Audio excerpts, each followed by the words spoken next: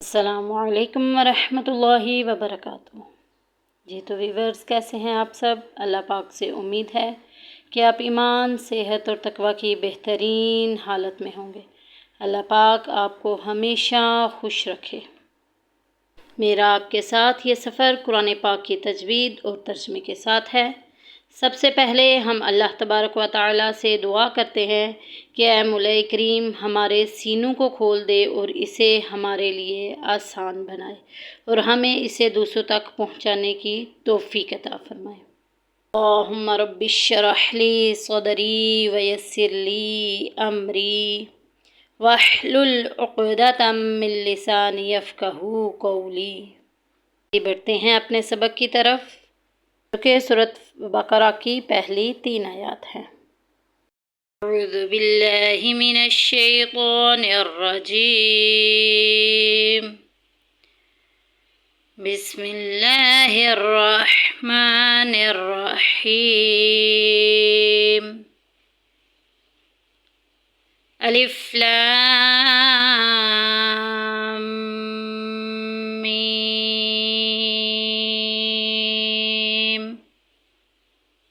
جی دیکھیے، لام کی جو میم ہے، اگر اس کو ہم کھول کے لکھیں گے تو لام کی جو میم ہوگی اس کو اس والی میم کے ساتھ ہم ملا دیں گے اور پھر لام، یہ ملانے کا طریقہ ہوگا۔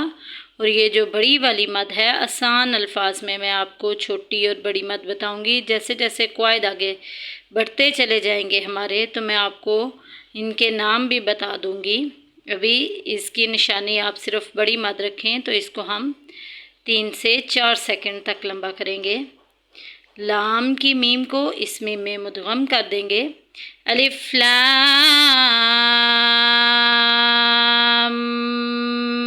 میم،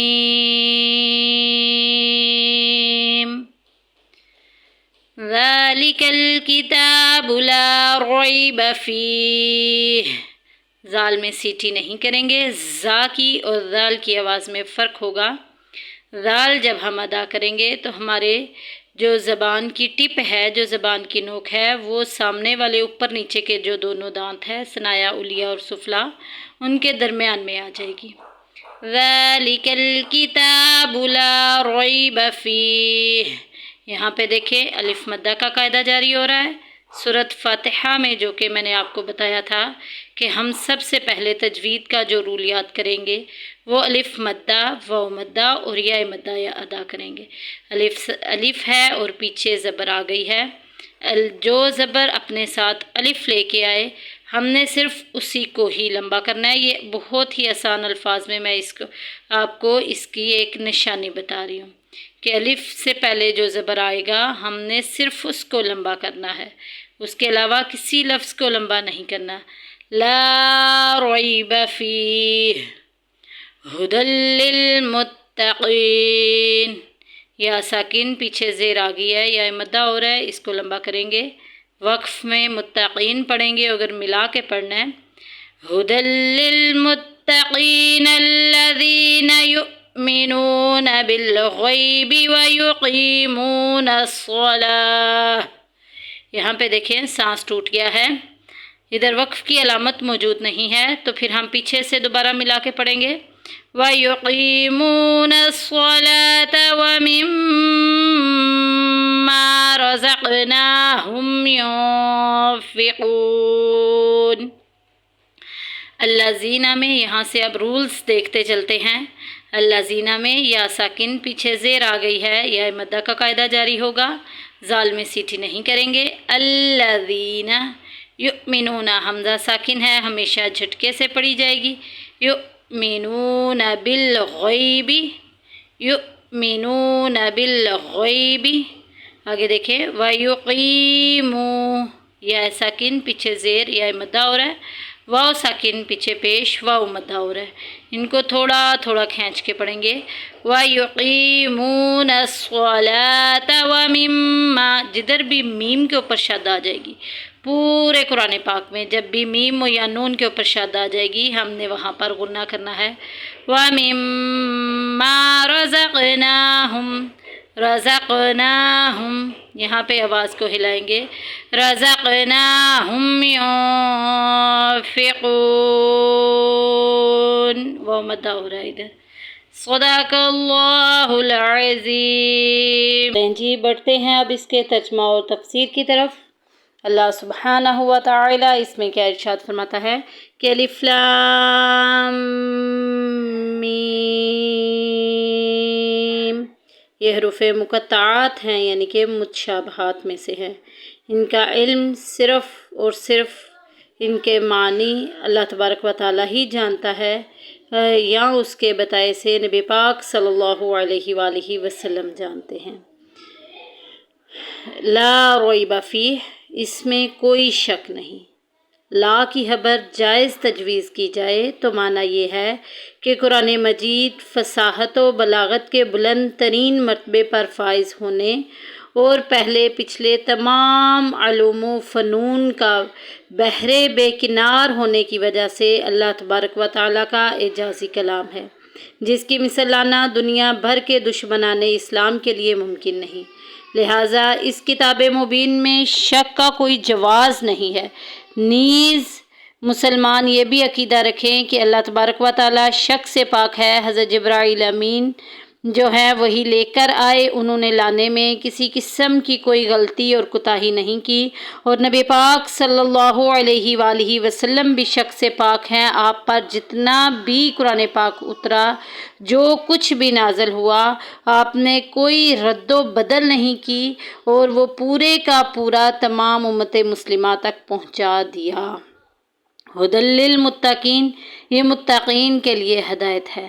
جیسا کہ ہدایت جو ہے اس کا ترجمہ آپ پیچھے سورۃ فاتحہ کی تفسیر میں بھی پڑھ چکے ہیں، وضاحت میں پڑھ چکے ہیں کہ ہدایت کس کو بولتے ہیں۔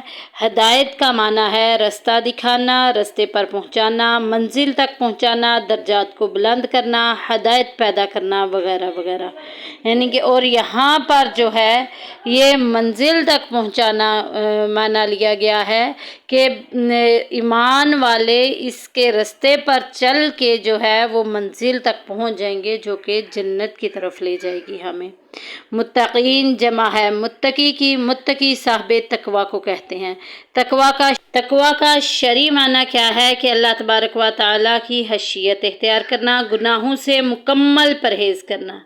تقوی کے 4 درجے ہیں۔ نمبر 1 کفر و شرک سے بچنا، نمبر 2 گناہ کبیرہ سے بچنا، نمبر 3 گناہ صغیرہ سے بچنا، نمبر 4 ان تمام چیزوں سے بچنا جو اللہ تبارک و تعالیٰ کی عبادت میں غفلت پیدا کرتی ہیں، جو اللہ تبارک و تعالیٰ کی اطاعت میں غفلت پیدا کرتی ہیں۔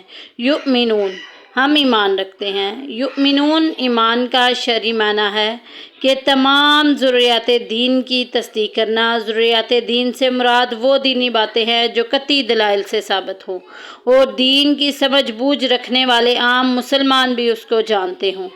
ان تمام باتوں پر ایمان رکھنا ہی جو ہے وہ متقین کی نشانی ہے۔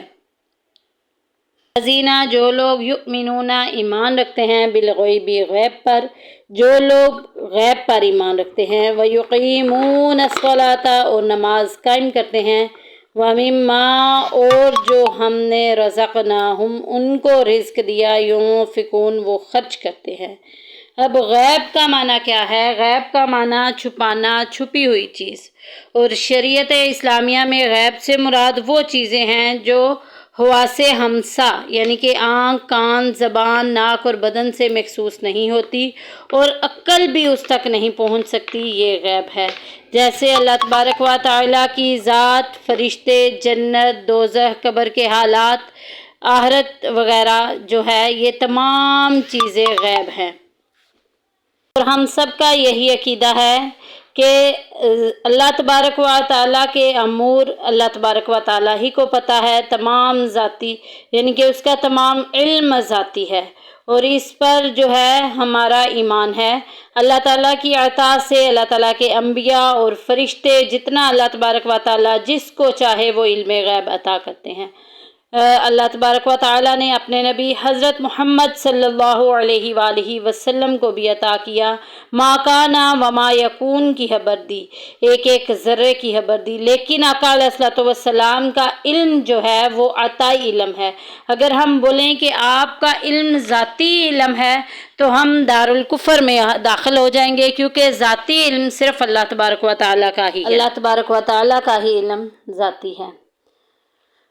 وَيُقِيمُونَ الصَّلَاةَ اور نماز قائم کرتے ہیں۔ اس سے مراد نماز کو پابندی کے ساتھ مکمل خضوع کے ساتھ پورے آداب کے ساتھ باجماعت پڑھنا ہے، اور نماز کو معاشرے میں رائج کرنے کی کوشش کرنا بھی ہے کہ کوئی بندہ بھی بے نمازی نہ رہے۔ وَمِمَّا رَزَقْنَاهُمْ يُنْفِقُونَ اور جو ہم نے ان کو رزق دیا اس میں سے خرچ کرتے ہیں۔ اس سے مراد صدقات واجبہ نافلہ یعنی کہ تمام ادا کرتے ہیں، اپنے بچوں پر، اپنے اہل و عیال پر خرچ کرتے ہیں۔ آج کے لیے اتنا ہی۔ اللہ تبارک و تعالیٰ سے دعا ہے کہ اللہ تبارک و تعالیٰ ہمیں صحیح معنوں میں قرآن پاک کا علم حاصل کرنے، اسے دوسروں تک پہنچانے کی توفیق عطا فرمائے۔ اللہ تبارک و تعالیٰ سے دعا ہے کہ ہمارے سینوں کو کشادہ فرمائے۔ وما علینا الا البلاغ المبین۔